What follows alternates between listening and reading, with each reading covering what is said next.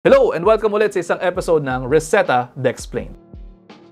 Ngayon, pag-usapan naman muna natin ang tungkol sa atorvastatin. 1 minuto lamang to. Kapag narinig niyo ang ending ng gamot na statin, usually ayan ay para sa pagpapababa ng kolesterol. Ang class ng drug na yan actually ay HMG-CoA reductase inhibitor.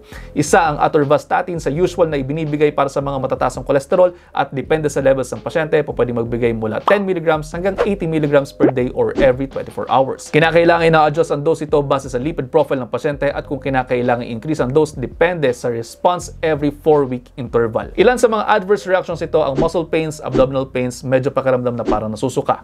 Kinakailangan magpakita agad sa inyong mga doktor kung na may nararamdaman kayong mga signs ng muscle pains para magawa ng hakbang laban dyan. Pwede magbawas ng dose o di naman kaya magbigay ng pangontra sa side effect na yan. At ayun, almost 1 minute na to. I hope you're all 1 minute wiser. Okay, pusuan kung may natutunan. See you next time. Ingat!